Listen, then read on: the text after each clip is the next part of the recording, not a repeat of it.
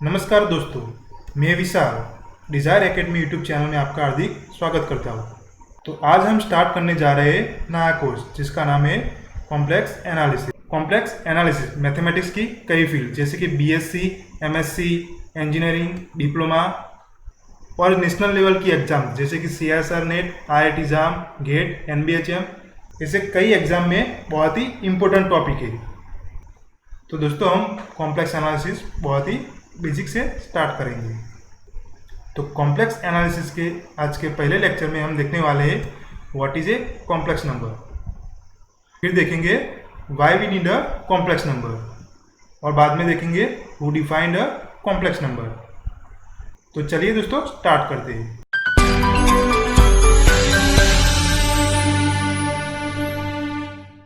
तो आइए दोस्तों स्टार्ट करते हैं कॉम्प्लेक्स एनालिसिस कोर्स का लेक्चर नंबर 1। तो आज के इस लेक्चर में सबसे पहला टॉपिक है origin of the complex numbers. तो दोस्तों कॉम्प्लेक्स नंबर के बारे में पढ़ेंगे, उससे पहले हमें यह पता होना चाहिए कि कॉम्प्लेक्स नंबर क्या है और कॉम्प्लेक्स नंबर की रिक्वायरमेंट क्यों पड़ी और कौन वो मैथमेटिशियन थे जिन्होंने सबसे पहले कॉम्प्लेक्स नंबर को डिफाइन किया। तो चलिए देखते हैं। जैसे कि हम जानते हैं 1, 2, 3 ये सारे काउंटिंग नंबर्स है, इसे हम नेचुरल नंबर भी बोलते हैं। और इस जो सेट डिफाइन किया है उस सेट को बोलते हैं हम set of natural numbers, set of natural numbers. और इस सेट को हम कैसे डिनोट करते हैं? कैपिटल एन से। अब हम इस सेट में से कोई भी दो नंबर ले लें, let a and b two arbitrary natural number. जैसे कि हम जानते हैं इस दो नंबर को ऐड करने से जो आंसर आएगा वो कोई नेचुरल नंबर आएगा, यानी कि वो नेचुरल नंबर के सेट में बिलोंग करेगा। लेकिन जब हम दो नंबर के डिफरेंस के बारे में बात करते हैं, यानी कि दो नंबर के सब्सट्रैक्शन के बारे में बात करते हैं, तो हम ये नहीं कह सकते कि जो उसका आंसर आएगा वो नेचुरल नंबर के सेट में बिलोंग करेगा। फॉर एग्जाम्पल देखें तो 1 एंड 2 दोनों ही नेचुरल नंबर है, लेकिन जो इसका डिफरेंस है, इसका डिफरेंस क्या है? -1। जो -1 नेचुरल नंबर के सेट में बिलोंग नहीं करता। उसी तरह से 2 भी नेचुरल नंबर है, लेकिन जो इसका डिफरेंस है 2 - 2, इसका आंसर क्या आएगा? 0। लेकिन 0 नेचुरल नंबर के सेट में बिलोंग नहीं करता। तो इसी तरह से हमें पता चला कि दुनिया में और भी कई नंबर्स है जो नेचुरल नंबर के सेट में बिलोंग नहीं करते। तो कोई तो सेट होगा ना जिसमें ये नंबर लाई करते होंगे। तो इसी तरह से हमें एक सेट मिला, उस सेट को हम बोलते हैं सेट ऑफ इंटीजर्स। और इस सेट में कौन कौन से नंबर बिलोंग करते हैं? 0 ± 1 ± 2 ± 3, ऐसे ही इन्फाइनाइट पॉजिटिव नंबर्स आए और इन्फाइनाइट नेगेटिव नंबर्स आए। और इस सेट को हम कहते हैं सेट ऑफ इंटीजर्स, और इस सेट को हम डिनोट करते हैं कैपिटल जेड से। अगर हम इसको इक्वेशन के नजरिए से देखें तो सबसे पहले हम लेते हैं एक इक्वेशन, लेट x + a = 0। यहां पर a नेचुरल नंबर के सेट में बिलोंग होता है। अब हमें इसका सॉल्यूशन पता है, इसका सॉल्यूशन क्या है? x = -a। अब हम जानते हैं a कहाँ बिलोंग करता है? नेचुरल नंबर के सेट में, यानी कि a कोई पॉजिटिव नंबर होगा, तो इसीलिए -a कैसा नंबर होगा? नेगेटिव नंबर होगा, तो इसीलिए वो नेचुरल नंबर के सेट में बिलोंग नहीं करेगा। तो कोई तो सेट होगा ना जिसमें ये सॉल्यूशन लाई करता होगा। तो इसी तरह से हमें एक सेट मिला और वो सेट ऑफ इंटीजर्स है। अब चलिए दूसरा इक्वेशन समझते हैं।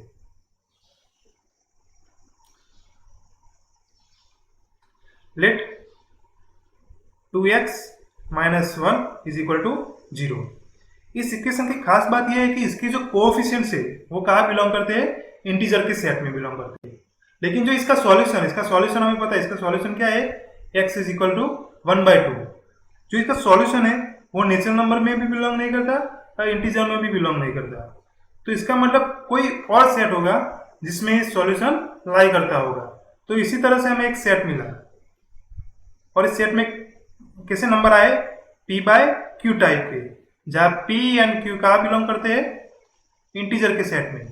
और जब इसका जो डिनोमिनेटर है q वो नॉन जीरो है। तो इस सेट को हम बोलते हैं set of rational numbers, set of rational numbers, rational numbers. और इस सेट को हम कैसे डिनोट करते हैं? कैपिटल Q से। आगे जाके हमें और भी कई नंबर्स मिले जो ना तो नेचुरल नंबर में बिलोंग करते हैं, ना तो इंटीजर्स में बिलोंग करते हैं, ना तो रेशनल नंबर के सेट में बिलोंग करते हैं। तो चलिए देखते हैं वो नंबर कौन से। तो let x square minus 2 is equal to 0। हमें इसका सॉल्यूशन पता है। इसका सॉल्यूशन क्या है? X is equal two plus और माइनस रूट 2। अब ये सॉल्यूशन है वो ना तो नेचुरल नंबर में बिलोंग करता है, ना तो इंटीजर्स में बिलोंग करता है, ना तो रेशनल नंबर में बिलोंग करता है। तो इस तरह के जो नंबर आए उस नंबर को हम बोलते हैं इरेशनल नंबर्स, इरेशनल नंबर्स। और इस तरह के सारे नंबर को हम कलेक्ट करके एक सेट बनाए तो उस सेट को हम डिनोट करते हैं क्यूब कॉम्प्लीमेंट से। और इस सेट को बोलते हैं set of irrational numbers, set of irrational numbers. और आगे जाके हमें एक और सेट मिला और वो सेट और कोई नहीं क्यूब और क्यूब कॉम्प्लीमेंट का यूनियन है। और इस सेट को हम बोलते हैं set of real numbers, of real numbers. और इस सेट को हम कैसे डिनोट करते हैं? कैपिटल आर से। तो कैपिटल आर क्या है? Set of real numbers. अब हमारे मन में यह प्रश्न होगा कि दुनिया में इतने ही नंबर्स हैं जितने सेट ऑफ रियल नंबर्स में। तो इसका उत्तर 16वीं सदी में कार्डानो नाम के मैथमेटिशियन ने दिया था। उन्होंने बताया था कि रियल नंबर के अलावा भी और कई नंबर्स है और वो बाद में जाकर कॉम्प्लेक्स नंबर कहलाए। उस वक्त जब वो 3 डिग्री वाले पॉलिनोमियल का सॉल्यूशन ढूंढने का फॉर्मूला ढूंढ रहे थे तब उनके सामने कई इक्वेशन आए थे, जैसे कि x square plus 1 is equal to 0, x square plus x plus 1 is equal to 0। ऐसे कई सारे इक्वेशन आए थे जिनके सॉल्यूशन रियल नंबर के सेट में एग्जिस्ट नहीं हो रहे थे। अब जैसे कि हमने आगे देखा कि x प्लस ए टाइप के इक्वेशन के सॉल्यूशन नेचुरल नंबर के सेट में एग्जिस्ट नहीं होते थे, तो इसलिए हमने उसको इस सेट को हमें एक्सटेंड करना पड़ा सेट ऑफ इंटीजर्स में। अब इसी तरह से हमने 2x माइनस 1 टाइप के इक्वेशन देखे, उसके सॉल्यूशन जो इंटीजर्स में लाई नहीं करते थे, तो इसको हमने एक्सटेंड किया रेशनल नंबर के सेट में। तो इसी तरह हमें आर को एक्सटेंड करना पड़ेगा जहां पर इस तरह के इक्वेशन के सॉल्यूशन एग्जिस्ट हो पाए। तो चलिए समझते हैं कि वो सेट कौन सा होगा। तो सबसे पहले कंसीडर करते हैं एक सेट। Consider the set R square. इस सेट को हम इस तरह से भी लिख सकते हैं आर क्रॉस आर। अब देखते हैं इस सेट में एलिमेंट किस प्रकार के होंगे। आर क्रॉस आर, हमें पता है कि इस सेट में ऑर्डर पेयर टाइप के एलिमेंट होंगे एक्स कॉमा वाई टाइप के। यहाँ पे एक्स और एंड वाई कहाँ बिलोंग करेंगे? आर में बिलोंग करेंगे। अब यहाँ पे मैंने एक वर्ड बोला ऑर्डर, तो इसमें ऑर्डर का मतलब क्या है वो देखते हैं। ऑर्डर का मतलब क्या है वो देखते हैं। तो उसके लिए मैं एक एलिमेंट लेता हूं एक्स कॉमा वाई और दूसरा एलिमेंट लेता हूं मैं वाई कॉमा एक्स। अब मैं ये पूछूंगा कि ये दोनों एलिमेंट इक्वल होंगे क्या? ये दोनों एलिमेंट इक्वल होंगे क्या? तो मैं कहूंगा not true in general, in general. तो इक्वल कब होगी वो देखते हैं। दोनों ऑर्डर पेयर इक्वल कब होगी? तो इक्वल तभी होगी जब इस ऑर्डर पेयर के दोनों एलिमेंट इक्वल होंगे। तो इसका मतलब ये हुआ कि कोई हम ऑर्डर पेयर ले और उसके दोनों एलिमेंट इक्वल ना हो और उस ऑर्डर पेयर के दोनों एलिमेंट के हम ऑर्डर चेंज कर दे, तो जो नई ऑर्डर पेयर मिली हमें वो आगे वाली ऑर्डर पेयर से डिफरेंट होगी। तो हमें यहाँ पे ऑर्डर वर्ड का इंपॉर्टेंस मालूम पड़ता है। तो इसलिए हमने यहाँ पे ऑर्डर वर्ड यूज किया है। अब चलिए जो हमने सेट लिया है आर स्क्वायर, उस पर हम कुछ बाइनरी ऑपरेशन डिफाइन करते हैं। Now define two binary operation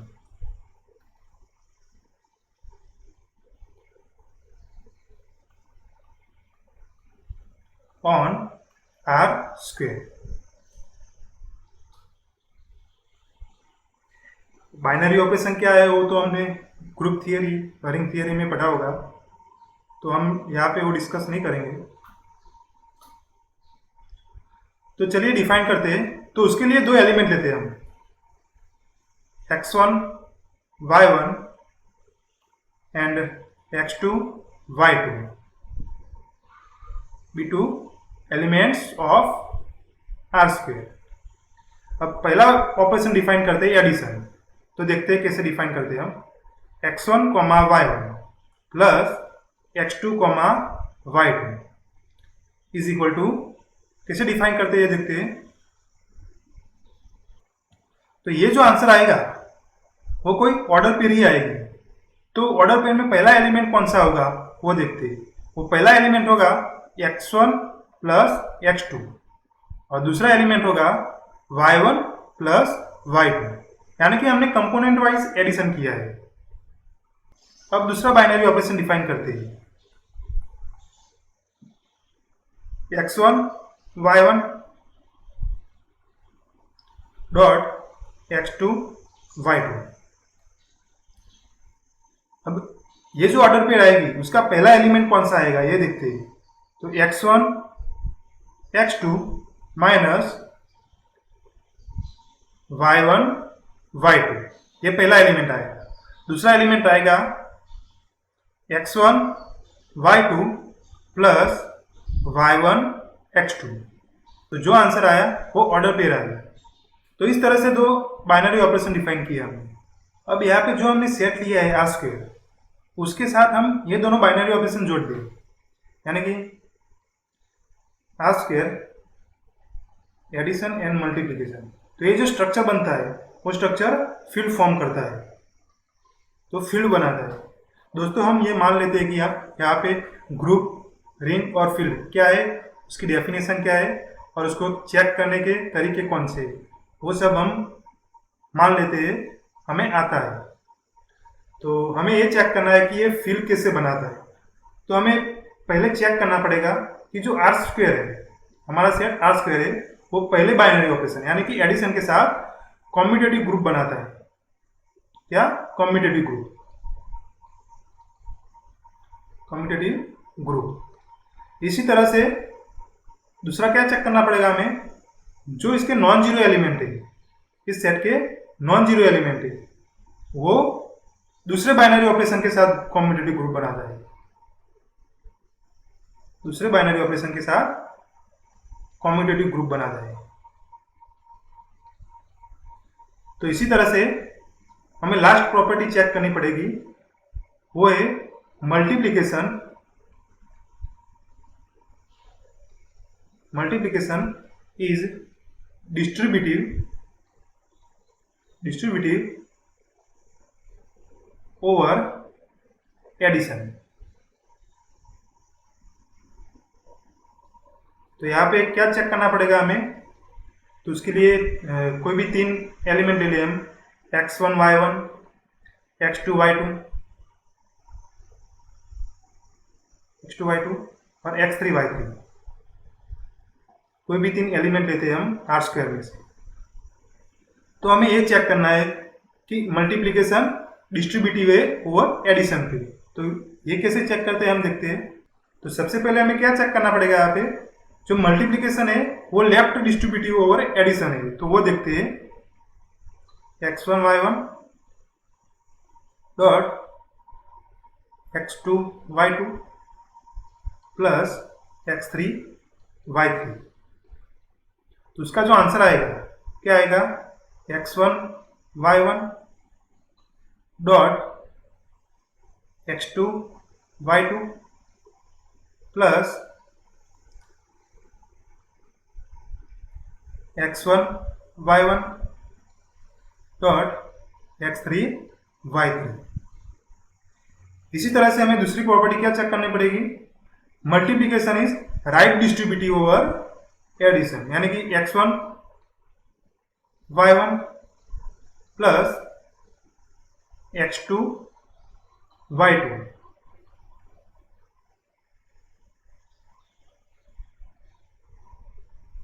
dot x3 y3। तो इसका आंसर आएगा, क्या आएगा, x1 y1 dot x3 y3 dot plus x2 y2 dot x3 y3।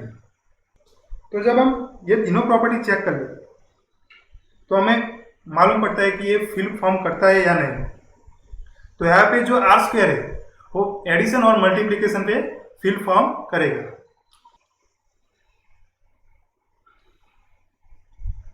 यहाँ पे हमने देखा कि जो आर स्क्वायर है वो फील्ड फॉर्म करता है with respect to addition, that is R square forms field with respect to addition and multiplication, field बनाता है। अब इस फील्ड पे हम कुछ ऑब्जर्वेशन देखते हैं। तो उसके लिए मैं दो एलिमेंट लेता हूं, A0 एंड B0। कहां से एलिमेंट लिए मैं, आर स्क्वायर में से। यहाँ पे A एंड B कहाँ बिलोंग करेंगे, आर में।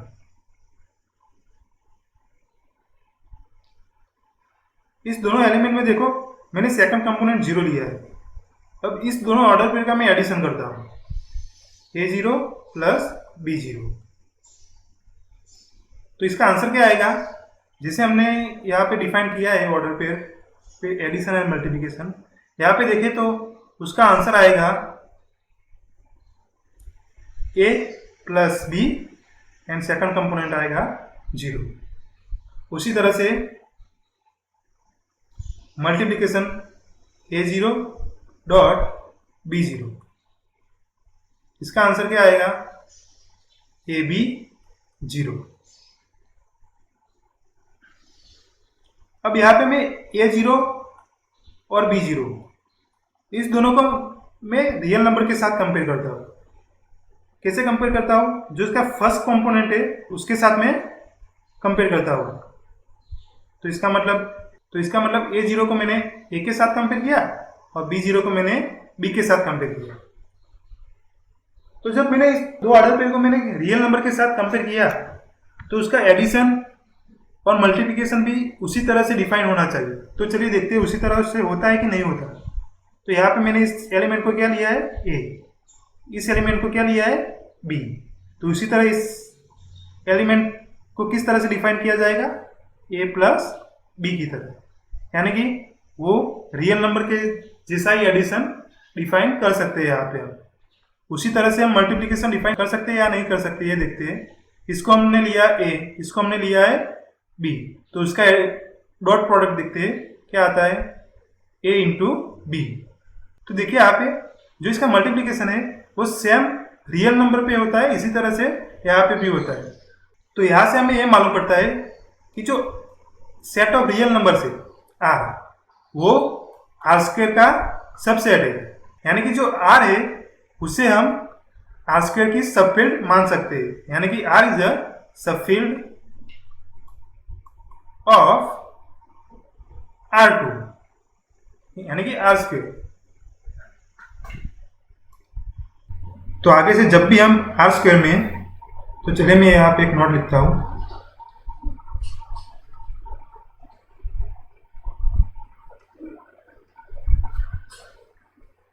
इन R2 यानी कि R square, every order pair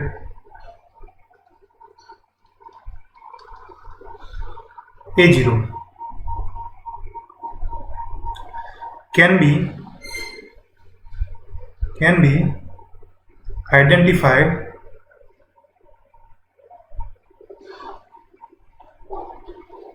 as a real number,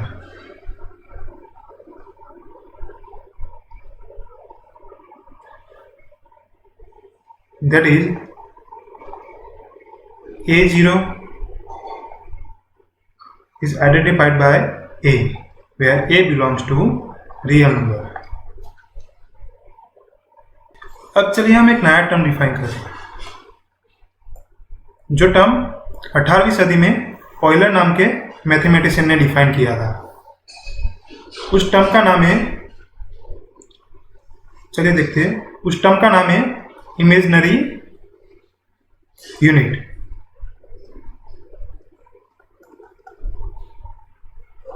imaginary unit, उसके लिए हमें एक ऑर्डर पेयर चाहिए 0, 1, और इस ऑर्डर पेयर को ऑयलर नाम के मैथमेटिशियन ने आयोटा नाम दिया। इसको बोलते हैं आयोटा। उसका प्रोनाउंसिएशन क्या होता है? आयोटा। तो ये जो टर्म है आयोटा, वो किसने डिफाइन की? ऑयलर नाम के मैथमेटिशियन ने। अब चलिए हम कॉम्प्लेक्स नंबर को डिफाइन करते हैं। Definition,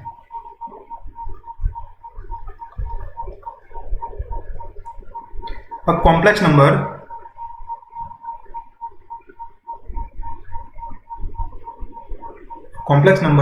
is defined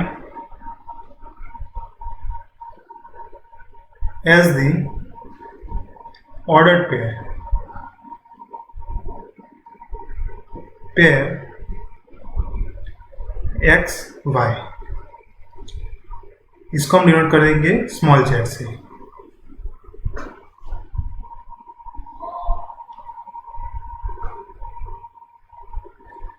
where two complex number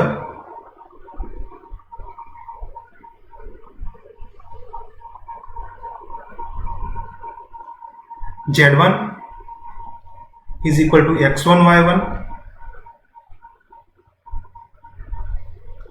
and z2 is equal to x2 y2 satisfy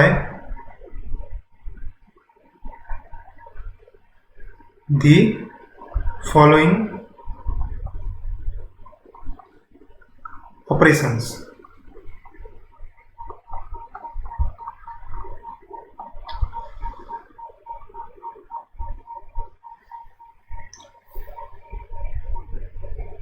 पहला ऑपरेशन यह है कि z1 प्लस z2, इसका एडिशन कैसा होगा? इसका एडिशन कैसे होगा? हमें पता है x1 y1 plus x2 y2। हमने आगे डिफाइन किया है कि पहले पहले कंपोनेंट के एडिशन और दूसरे दूसरे, यानी कि x1 प्लस x2 और दूसरा y1 प्लस y2। इसी तरह से दूसरा मल्टीप्लिकेशन कैसे डिफाइन करते हैं? z1 into z2। यहाँ पे कैसे डिफाइन करते हैं? x1 y1 into x2 y2। इसका मल्टीप्लिकेशन हमने कैसे डिफाइन किया था?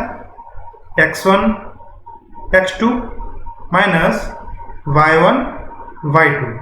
इसी तरह से दूसरा element x1 y2 minus y1 x2। तो कॉम्प्लेक्स नंबर क्या है? तो कॉम्प्लेक्स नंबर और कोई नहीं, एक ऑर्डर पेयर ही है जो ये दोनों कंडीशन सेटिस्फाइड करता हो। तो जैसे कि हम जानते हैं, जो हमारा सेट था आर स्क्वायर, वो इस दोनों बाइनरी ऑपरेशन के रिस्पेक्ट में फील्ड फॉर्म करता था। तो इसी तरह से हम कर सकते हैं यहाँ पे कि जो हमारा कॉम्प्लेक्स नंबर का सेट होगा, यहाँ पे हम डिफाइन करते हैं the set of complex numbers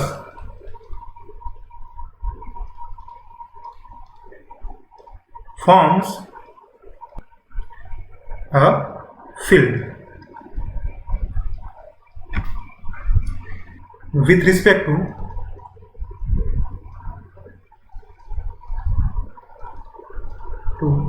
above two operations.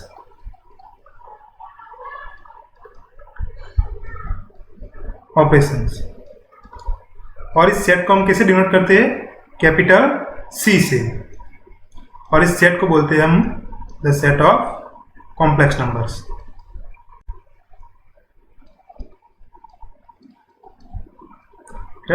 Numbers. अब जो हमने ये कॉम्प्लेक्स नंबर को डिफाइन किया है ऑर्डर पेयर में, उसको 18वीं सदी में गॉस नाम के मैथमेटिशियन ने कुछ अलग तरह से डिफाइन किया। तो उन्होंने कैसे डिफाइन किया, चलिए हम देखते हैं। उन्होंने ये बताया कि एवरी कॉम्प्लेक्स नंबर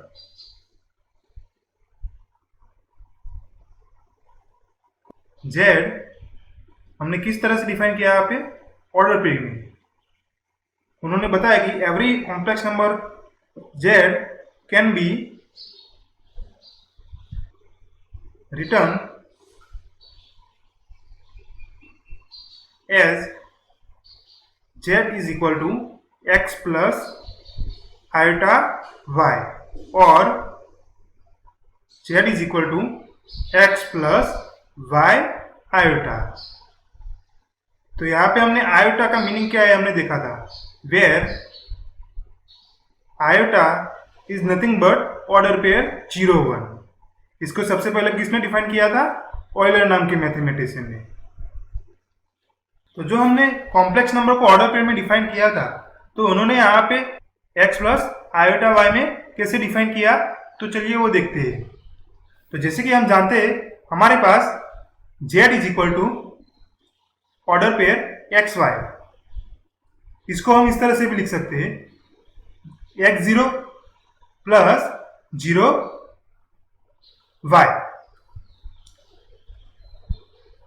x0 उन्होंने ऑर्डर पेयर y0 को इस तरह से रिप्रेजेंट किया, 0 1 डॉट y0। तो चलिए देखते हैं ये दोनों इक्वल है कि नहीं है। तो उसके लिए हमारे पास जो मल्टीप्लिकेशन बाइनरी ऑपरेशन था ऑर्डर पेयर पे, तो उसी की मदद से हम चेक करते हैं, 0 1 डॉट y0। तो इसका आंसर क्या आएगा? 0 इंटू वाई 0, 1 इंटू 0 0। दूसरा एलिमेंट क्या आएगा? 0 इंटू 0 0 प्लस 1 इंटू वाई। यानी कि इसका आंसर क्या आया? 0 y। तो यानी कि ये दोनों इक्वल है। अब हमने आगे देखा था कि जो ऑर्डर पे x0 है उसको हम किसके साथ आइडेंटिफाई कर सकते हैं? रियल नंबर के साथ, यानी कि इसको हम x लिख सकते हैं। इस तरह से 0 1 को हमने क्या डिफाइन किया था? आयोटा। और इसी तरह से y0 को हम कैसे डिफाइन कर सकते हैं? y की तरह। इसको हम इस तरह से भी लिख सकते हैं, x0 प्लस y0 डॉट 0 1। ऐसे क्यों डिफाइन कर सकते हैं हम? हमें पता है कि जो आर स्क्वायर है वो उसके नॉन जीरो एलिमेंट है, वो मल्टीप्लिकेशन के साथ कम्यूटेटिव ग्रुप बनाता है, तो इसीलिए ये कम्यूट हो सकते हैं। तो इसको अब इस तरह से रिप्रेजेंट किया जाए तो इसको x प्लस वाई आयोटा इस तरह से लिखा जा सकता है, यानी कि ये दोनों इक्वल है। अब जो कॉम्प्लेक्स नंबर को हमने x प्लस आयोटा y में डिफाइन किया है, तो यहाँ पे देखो नोट,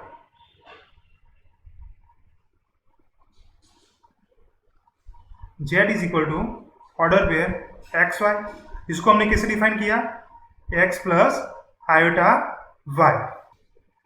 तो यहाँ पे x को बोलते हैं रियल पार्ट ऑफ z और y को बोलते हैं इमेजिनरी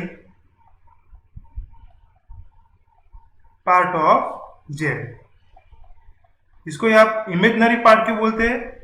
क्योंकि उसका कोएफिशिएंट क्या है? Imaginary unit. यहाँ पे आयोटा उसका कोएफिशिएंट है और आयोटा क्या है? इमेजिनरी यूनिट, तो इसीलिए इसको बोलते हैं इमेजिनरी पार्ट ऑफ z।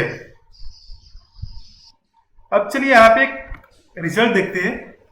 जो हमने जो आयोटा डिफाइन किया था यहाँ पे, आयोटा क्या डिफाइन किया था? Order pair 0 1। तो जब हम आयोटा के साथ मल्टीप्लिकेशन करते हैं, आयोटा के साथ मल्टीप्लिकेशन करते हैं, यानी कि order pair 0 1 dot order pair 0 1, तो उसका आंसर क्या आता है? 0 into 0 0 minus 1 into 1।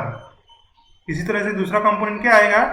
0 into 1 0, 1 into 0 0, यानी कि 0 आएगा। तो इसी तरह से हमारा आंसर क्या आया? Order pair -1 0। और इसको हम रियल नंबर के साथ आइडेंटिफाई करें तो इसको क्या लिख सकते हैं? -1। तो यहाँ पर कुल मिलाकर आई स्क्वायर जो है, यानी कि i इंटू आई, उसको हम क्या लिख सकते हैं? -1। तो इसी तरह हमारे आयोटा की वैल्यू क्या आएगी? √-1। तो यहाँ पे इंपॉर्टेंट है कि आयोटा की वैल्यू क्या है? √-1। इसको हमें याद रखना है। तो इसी प्रकार से जो हमारा सेट सी था, कॉम्प्लेक्स नंबर का सेट, उसमें किस प्रकार के एलिमेंट थे? ऑर्डर पे टाइप के एलिमेंट थे। लेकिन हमने ऑर्डर पे टाइप के एलिमेंट को किस प्रकार डिफाइन किया है? x प्लस आयोटा y में। तो इसी तरह से जो हमारा कॉम्प्लेक्स नंबर का सेट सी है वो किस प्रकार दिखेगा वो देखते हैं। c इज इक्वल टू, पहले किस प्रकार के एलिमेंट थे यहाँ पे? ऑर्डर पे टाइप के, यानी कि x y, और ये ऑर्डर पे कहाँ से थी? r क्रॉस r में से, यानी कि x y किसके एलिमेंट थे? r के एलिमेंट थे। अब इस सेट को हम x प्लस आयोटा में डिफाइन करें, यानी कि इस सेट को हम किस तरह लिख सकते हैं? x प्लस आयोटा y, जहां x और y किसके एलिमेंट है? r के एलिमेंट है, और i की वैल्यू क्या है यहाँ पे? √-1। तो इसी प्रकार से जो हमारा कॉम्प्लेक्स नंबर का सेट सी है वो इस तरह से दिखेगा। उसमें एलिमेंट किस प्रकार के होंगे? x plus iota y type के होंगे। तो हमें याद रखना है। अब चलिए इस सेट में से कोई भी दो एलिमेंट लेते हैं और इसका एडिशन और मल्टीप्लिकेशन कैसे होता है वो देखते हैं। Let z1 is equal x1 plus iota y1। उसी तरह से z2 is equal to x2 plus iota y2। इस दो नंबर को मैं ऐड करता हूं, यानी कि z1 प्लस z2, यानी कि x1 plus iota y1 plus x2 plus iota y2। तो यहाँ पे रियल पार्ट क्या आएगा? x1 plus x2।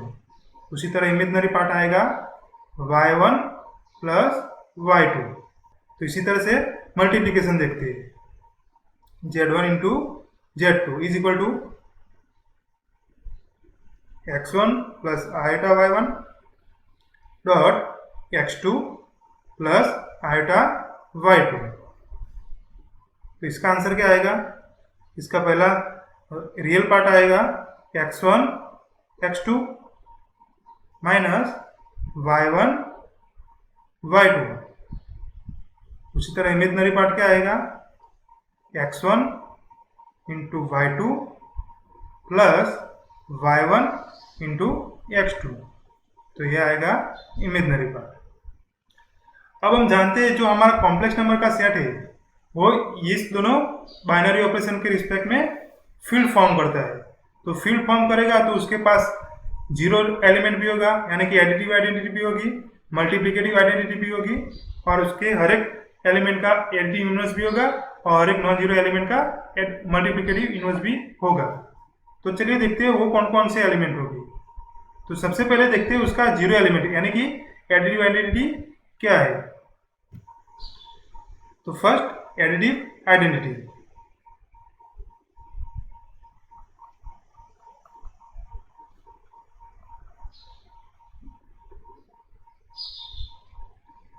तो उसके लिए हम लेते हैं पहला element z, x plus iota y। अब हम मान लेते हैं सपोज z प्राइम, यानी कि x prime plus iota y prime is additive identity. मान लेते हैं कि जो हमारा जेड प्राइम है वो एडिटिव आइडेंटिटी है। तो जब ये एडिटिव आइडेंटिटी होगा तो इसका मतलब ये z1 plus z prime is equal to z आएगा। तो चलिए देखते हैं यहाँ पे x plus iota y plus x prime plus iota y prime is equal to क्या आएगा, x प्लस आयोटा वाई। तो यहाँ पे इसका एडिशन करते हैं तो क्या आएगा, x प्लस एक्स प्राइम, ये होगा रियल पार्ट, और इमेजिनरी पार्ट होगा y plus y prime is equal to x plus iota y. अब चलिए इसके रियल पार्ट और इमेजिनरी पार्ट कंपेयर करते हैं।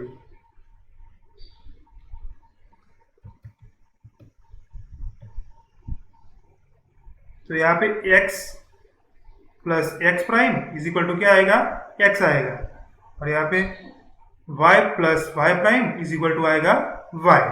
तो यहाँ पे सॉल्व करने से x प्राइम मिलेगा 0 और यहाँ से y प्राइम मिलेगा 0। तो जो हमारा z प्राइम था वो क्या था, here z prime is equal to x prime plus iota y prime. x prime की क्या वैल्यू आई 0 प्लस आयोटा y प्राइम की क्या वैल्यू आई 0। तो ये हमारा z प्राइम ये इज एडिटिव आइडेंटिटी।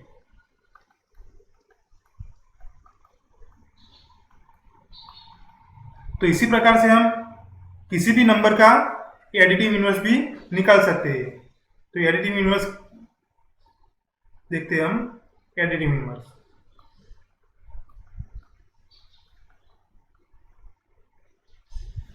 तो हमें z is equal to x plus iota y का इनवर्स देखना है, यानी कि एडिटिव इनवर्स। तो इसका एडिटिव इनवर्स हम इस तरह से फाइंड करें तो क्या आएगा, z prime is equal to minus z, यानी कि माइनस एक्स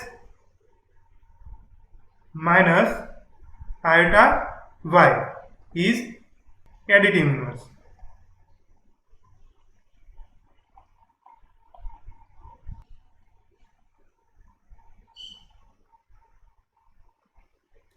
ऑफ जेड। तो उसी तरह से हमारे मल्टीप्लिकेटिव आइडेंटिटी क्या आएगी,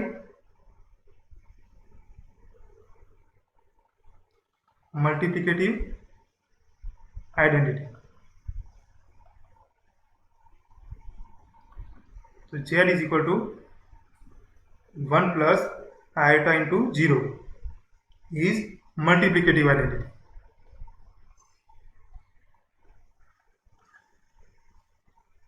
ये आप फाइंड कर सकते हैं, जिसे हमने ग्रुप और रिंग थियरी में फाइंड किया, इसी तरह आप फाइंड कर सकते हैं। तो यहाँ पे हम किसी भी नॉन जीरो एलिमेंट का मल्टीप्लिकेटिव इनवर्स फाइंड करते हैं, multiplicative inverse.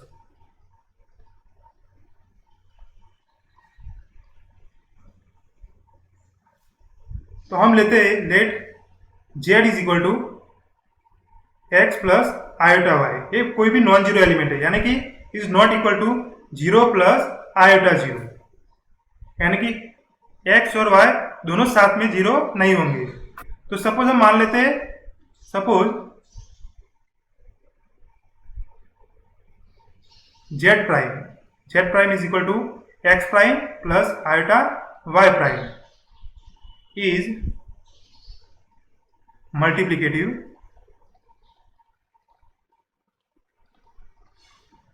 Inverse of z। तो जब z प्राइम मल्टीप्लिकेटिव इनवर्स होगा z का, तो क्या सेटिस्फाइड करेगा, z into z prime is equal to क्या आना चाहिए, मल्टीप्लिकेटिव आइडेंटिटी। मल्टीप्लिकेटिव आइडेंटिटी क्या है हमारे पास, 1 प्लस आयोटा 0। तो चलिए देखते हैं यहाँ पे x plus iota Y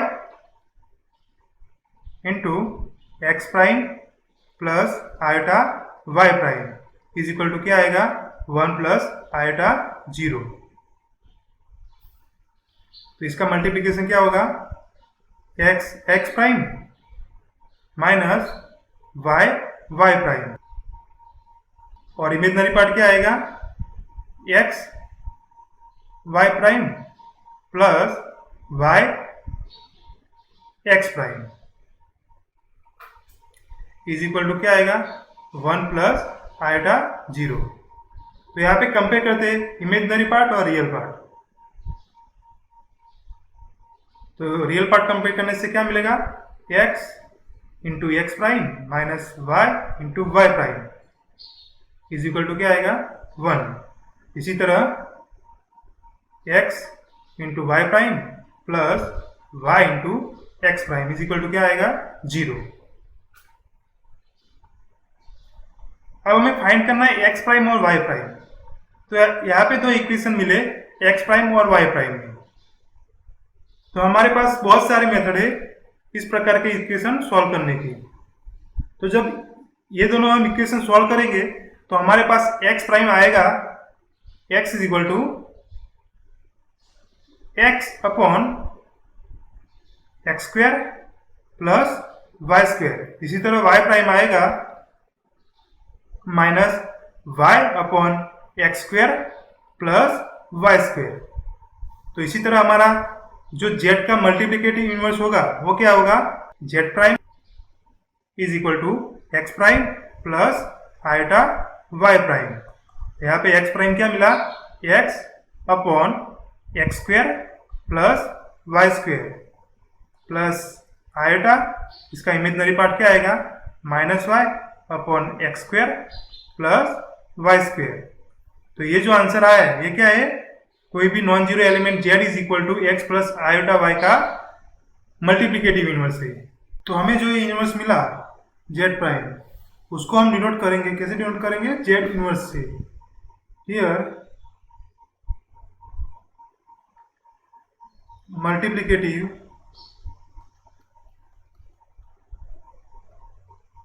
inverse of z is denoted by z inverse. इसको हम कैसे डिनोट करेंगे, z इनवर्स से।